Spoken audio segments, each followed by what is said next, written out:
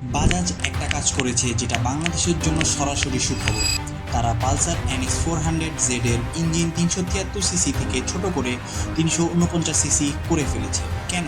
কারণ 350 সিসি নিচে থাকলে ইন্ডিয়াতে ট্যাক্স কম। বাংলাদেশেও 375 সিসি লিমিটেশন থাকায় এই বাইকটি আসার সম্ভাবনা ছিল, এখন সম্ভাবনাটি আরও বেড়ে দাঁড়িয়েছে। মানে এই বাইক বাংলাদেশে আসার এখন রিয়েল সম্ভাবনা আছে। কিন্তু এই বাইক কি আপনার জন্য, সেটা নিয়ে আজকের কথা। আসসালামু আলাইকুম এভরিওয়ান, আমি MHD নাইম এবং আপনারা দেখছেন রাইড রেভলিউশন বিডি। প্রথমে আমরা কথা বলবো ডিজাইন নিয়ে। এই বাইকের ডিজাইনে কিছুই বদলায়নি। NS350Z দেখতে একদম NS400Z এর মতো, সেম টু সেম। বাজাজ এখানে কোনো অ্যাস্থেটিক চেঞ্জ করেনি এবং ব্যাজিংয়েও 400 লেখাটা রয়ে গিয়েছে। কেন? কারণ NS400 নামটার সাথে ব্র্যান্ড ভ্যালু তারা ধরে রাখতে চায়। NS400 এর সাথে মানুষের যে অ্যাটাচমেন্ট তৈরি হয়েছিল সেটা তারা নষ্ট করতে চায় না। বাইকটিতে রয়েছে aggressive naked street fighter look, সাথে থাকছে পেরিমিটার ফ্রেম, বাইকটির বডি শার্প এবং আন্ডারবেলি এক্সস্ট যা দেখতে অনেক অ্যাগ্রেসিভ।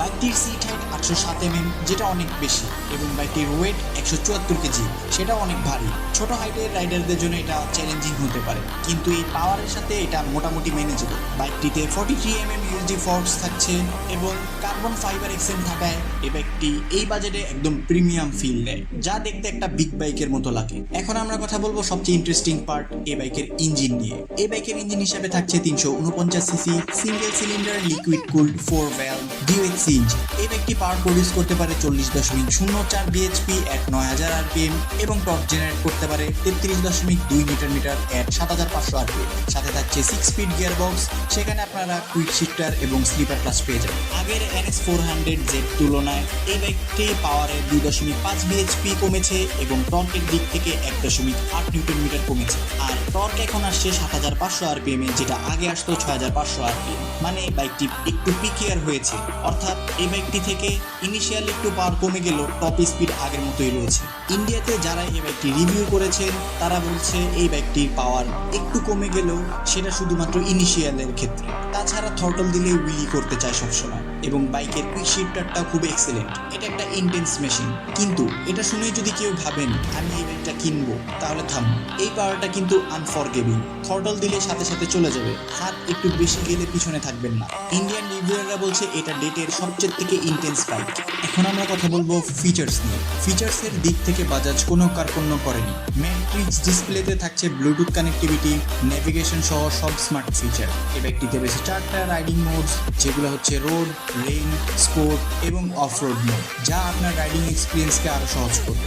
এছাড়া রয়েছে ট্র্যাকশন কন্ট্রোল এবং কুইক শিফটার। সাথে থাকছে 43 mm এর গোল্ড এন্ডোজড ইউএসডি ফর্ক। তাছাড়া আপনি ব্রেকে পাবেন গ্রেমিকার ক্যালিপার সহ প্রিমিয়াম ব্রেকিং সিস্টেম। বাইকটিতে টায়ার হিসেবে থাকছে Apollo alpha H9 radial tyre, যা দেখতে অনেক অ্যাগ্রেসিভ। এই প্রাইসে এমন ফিচার লিস্ট অন্য কোনো বাইক দিচ্ছে না। এখন আমরা কথা বলবো এই বাইকটির সবচেয়ে ইন্টারেস্টিং পার্ট নিয়ে, যেটা হচ্ছে এই বাইকের প্রাইস কেমন হতে পারে। এই বাইকের প্রাইস সম্পর্কে জানার আগে জানতে হবে ইন্ডিয়াতে এই বাইকের প্রাইসে কি হয়েছে। ইন্ডিয়াতে NS350Z এর প্রাইস এখন রাখা হয়েছে 1,93,500 রুপি, যেটা এক্স শোরুম প্রাইস, এবং আগের NS400Z এর প্রাইস ছিল 1,93,900 রুপি, যেটা মাত্র 400 টাকা ডিফারেন্স।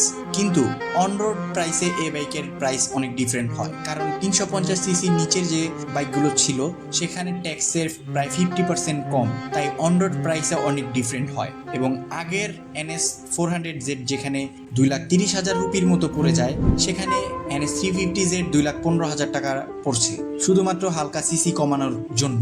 এখন NS350Z এর অন রোড প্রাইস যদি 2,15,000 টাকা ধরি, তাহলে বাংলাদেশে উত্তরা মোটরস যদি এই বাইকটি আনে, তাহলে এই বাইকটির প্রাইস হবে 3,80,000 থেকে 4,20,000 টাকার ভিতরে। এই প্রাইসে বাংলাদেশে আপনি 250 সিসির বাইক পাবেন, সেখানে পালসার আপনাকে 350 সিসির ফিল দিবে। সো বাংলাদেশে যদি এই বাইকটা আসে এবং এই প্রাইস যদি উত্তরা মোটরস রাখতে পারে, তাহলে এই বাইকটা হবে বাংলাদেশের সবচেয়ে সেরা বাইকগুলোর মধ্যে একটা। এখন আমরা একটা ইম্পর্টেন্ট কথা বলবো, এই বাইকটা কার জন্য। প্রথমত, এটা ফার্স্ট বাইক হিসেবে মোটেও ভালো চয়েস না, এবং যারা একটু শর্ট রাইডার আছে তাদের জন্য এটা ম্যানুভার করা একটু কষ্ট। 40 bhp পাওয়ার হ্যান্ডেল করা দক্ষতার না থাকলে অ্যাক্সিডেন্টের ঝুঁকি অনেক বেশি। ভারতে প্রাইস কম হওয়ায় এই বাইকটি অনেকেই তাদের প্রথম বাইক হিসাবে নিয়েছিল, এবং নিয়ে বাইকের মেইনটেনেন্স কস্ট এবং পাওয়ার হ্যান্ডেল করতে না পেরে তারা বাইকটিকে দোষারোপ করেছে। কিন্তু তাদের রিভিউয়াররা বলে এই বাইকটি মোটেও খারাপ না, এবং তাদের বাজেট রেঞ্জে এটা সবচেয়ে ওভার পাওয়ার বাইক। এবং দ্বিতীয়ত, এটি তাদের জন্য না যারা ফাইন্যান্সিয়ালি স্টেবল না। কারণ এই বাইকটা 350 সিসি লিকুইড কুলড ইঞ্জিন, সাথে কুইক শিফটার এবং ট্র্যাকশন কন্ট্রোলের মতো প্রিমিয়াম ফিচার থাকছে। এগুলোর মেনটেনেন্স খরচ কিন্তু সাধারণ বাইকের থেকে বেশি। তবে যারা অভিজ্ঞ রাইডার এবং হাই পারফরমেন্স বাইক খুঁজছেন তাদের জন্য পাওয়ার পার টাকা বা পারফরমেন্সের দিক থেকে এটা সেরা চয়েস হবে। কারণ এই বাইকটি top speed almost 175 kilometre per hour খুব ইজিলি হয় এবং ভালো মতো টানতে পারলে 180 পর্যন্ত টাচ করা যায়, যেটা বাংলাদেশের রাস্তার জন্য একটু ওভার পাওয়ার, তবে পাওয়ার তো পাওয়ারই। সবশেষে বলবো বাজাজ পালসার NS 400Z তার নতুন 350 সিসি ইঞ্জিন নিয়ে জেনুইনলি একটা এক্সাইটিং বাইক হিসাবে বাংলাদেশে লঞ্চ হতে পারে। যদি আপনি এক্সপিরিয়েন্সড হন এবং এই পাওয়ার হ্যান্ডেল করতে প্রস্তুত থাকেন তবে এটি আপনার জন্য হতে পারে। আমরা এখন উত্তরা মোটরসের অফিসিয়াল ঘোষণার অপেক্ষায় আছি। বাংলাদেশে এই বাইকটি হবে সবচেয়ে থেকে পাওয়ারফুল বাইক।